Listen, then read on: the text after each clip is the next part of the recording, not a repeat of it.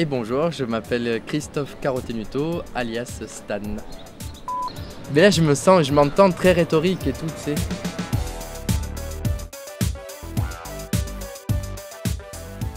Au niveau de ma formation, j'ai commencé à l'âge de 16 ans à faire du café-théâtre. Au tout début, j'écrivais déjà mes premiers sketchs et à jouer. Puis très vite, j'ai pas voulu faire seulement de l'humour, donc du coup j'ai été formé au Conservatoire de théâtre de Marseille. Voilà, donc du coup après j'ai abordé des auteurs comme Shakespeare, Tchekhov, Molière, Racine, des auteurs contemporains comme Édouard Bond aussi, enfin beaucoup d'auteurs dramatiques. Donc du coup je me suis éloigné de l'humour pendant un petit moment. Du coup j'ai écrit un spectacle et justement j'ai la possibilité, ce qui est génial avec le format du seul en scène, c'est qu'on a une liberté énorme. À part de devoir faire rire, on n'a pas de contrainte, c'est la seule contrainte de devoir faire rire puisque les gens viennent pour ça. Mais après en dehors de ça on est très libre. Donc du coup comme j'aime beaucoup de choses dans le théâtre, je peux mettre beaucoup de choses dans le spectacle. Donc comme ça il y a de la danse, il y a du chant, il y a aussi du rap. Ça c'est une grande liberté. C'est pour ça que j'affectionne beaucoup le seul en scène, quoi. C'est une façon de se donner du travail tous les jours, parce que du coup tous les jours on est obligé d'écrire ou de répéter.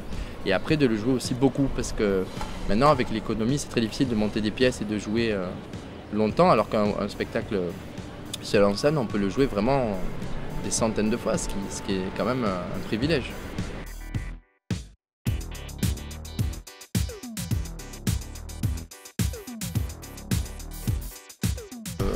Du coup, ça c'est pas venu tout de suite. Au début, j'ai commencé à faire vraiment un spectacle d'humour. Au début, où j'avais vraiment des sketchs à proprement parler, c'était vraiment un one-man show.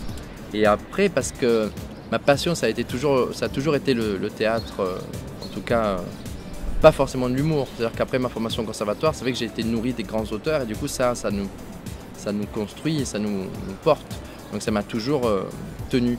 Et j'avais quelques sketchs qui étaient plus, entre guillemets, littéraires ou plus théâtraux, c'est-à-dire qui faisaient peut-être moins rire, mais qui étaient plus mon identité. Et en fait, ce format du seul en scène comme ça, où je parle de théâtre et en même temps avec humour, j'essaie de faire rire en parlant quand même de choses qui sont entre guillemets profondes. En fait, c'est de raconter des choses sur l'humain. C'est parce qu'en fait, c'est ma véritable identité, mais que c'est pas venu tout de suite. Je pense qu'il y a quelque chose qui se passe quand quelque chose nous passionne.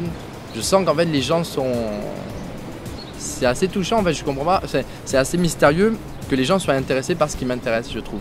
Quand je leur parle d'Arthur Rimbaud, que je récite du Rimbaud, et qu'ils sont à l'écoute et qu'ils sont dans le rire, je me dis c'est touchant parce que c'est presque un miracle en fait qu'ils soient en empathie avec ce que j'aime. J'aime pas trop le mot de personnage. Je préfère employer le mot rôle quand j'interprète des rôles parce que c'est plus la situation qui est intéressante.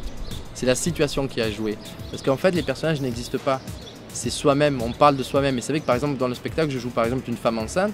Donc du coup je suis vraiment à l'opposé. Je suis ni une femme, je suis pas enceinte. Mais en même temps en jouant ce sketch de la femme enceinte, j'ai l'impression que je suis davantage moi-même que si j'étais juste avec un micro. Et la scène c'est très précieux parce que on y est 1 heure par soir quand on joue certains soirs et puis c'est très précieux d'avoir des gens qui viennent pour vous écouter. C'est pour ça que c'est quand même précieux ce qu'on dit sur scène. Faut pas dire n'importe quoi selon moi parce que c'est précieux, voilà. Merci à YouHumour pour cette interview en extérieur, je crois que c'est la première. Je suis content d'avoir inauguré cette interview en extérieur et puis voilà, merci aux internautes qui vous suivent et qui nous suivent. Et rendez-vous alors sur les planches, hein, parce que le théâtre c'est la vie. C'est pas trop Arte.